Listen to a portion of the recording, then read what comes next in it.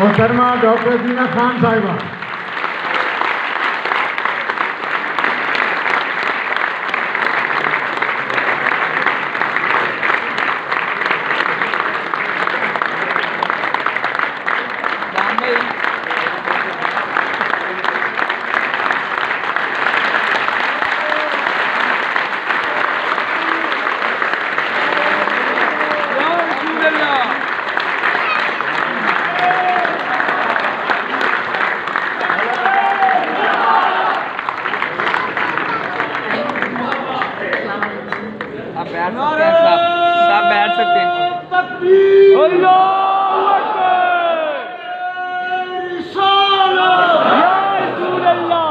दुआ मांग रहे हैं यार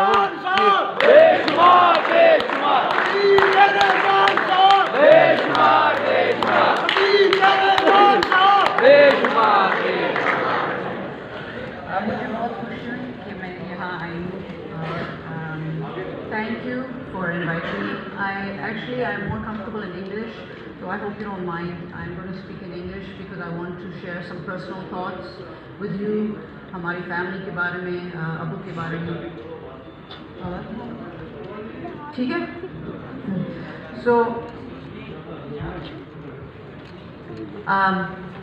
firstly, I would like to thank you for inviting me here to this event. It's an honor, really, to see the respect and the love that my father is receiving from all of you, not only here but in other events that I have seen in the past few days, and that we've heard from people in Islamabad. We just had an event 2 days ago, and again, the love that we were receiving from the people was from my family. I can't tell you how much it means to us.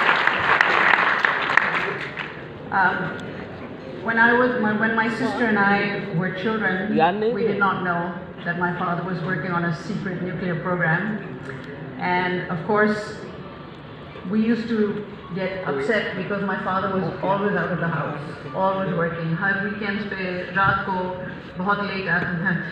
And so he was never at our school functions. He was never able to, accompany my mother to anything.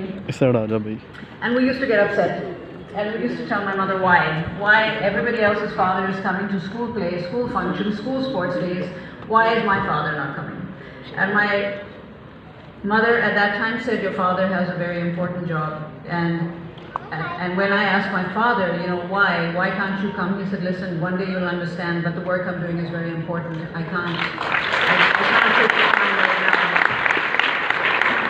now. When I got older, I realized what his important work was, and I understood exactly why he couldn't take that time. And then in 2004, unfortunately, when all of these events happened and when my father was put under house arrest, I was living in the UK at that time. The day before my father appeared on television, my parents called me and they told me that my father was going to be speaking on TV and he was going to make a confession. And I asked them why. I said, we know he's done nothing wrong. Why is he confessing? And my father came on the phone to me and my father said, I have to do it for the people I'm working with to keep them safe, and I have to do it for Pakistan. I have to do it for my country. And honestly, I cried because I knew what would happen. I knew the reputation he would get abroad, and it was very difficult. I was not allowed to see him for 1 year. They would not allow me to travel to Pakistan. They would not allow me to see him. After 1 year, when I came back to Pakistan, my father was a different person. He looked like he had become 10 years older. He was a shell. He was not the same person that I left behind. And I think we expected that he would be, the house arrest would last for a few months, and then they had promised him, you will be let go and we will acknowledge that you didn't do anything, but that didn't happen, unfortunately. And then I would speak to him again. In those times I would come back and I would spend months with him, and I said, what, aren't you angry at what's happened? And he said, yes, of course I'm angry, but I know that the people love me.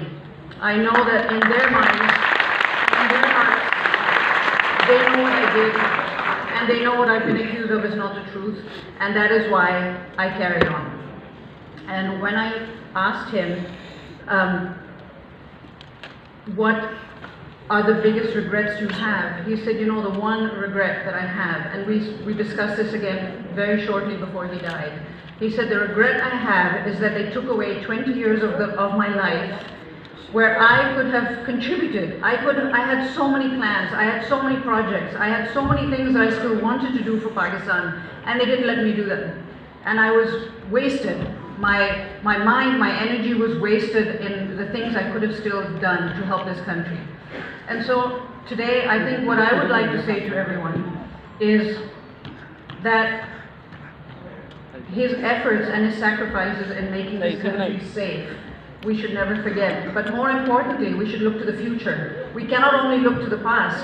We have to remember that he wanted Pakistan to flourish. He wanted Pakistan to grow. He wanted Pakistan to be an incredible country on the world stage. And that is the work that we need to do. And with the help of education, that is what we will achieve. And this morning, as it was mentioned, I was very honored to be invited to a function in Qadeer. I was a guest speaker at the Piazza College. And it was a joy to see the students, their enthusiasm, their passion, their love for my father, and their enthusiasm in wanting to make something of themselves and in wanting to make something of this country. And the same with the Mustafa Foundation. I applaud the work that they're doing, and I look forward to, inshallah, working with them in the future, because again, they are providing education, which is what's going to help this country, because with the youth being educated, we will be able to progress, and we will be able to, inshallah, become where it should become. So I want to thank you for taking the time to be here. I know it's been a long afternoon, it's been a long day for us, and I would say, with your support, I look forward to being able to carry on his mission, to carry on his dream, and in that we make sure that his name lives on.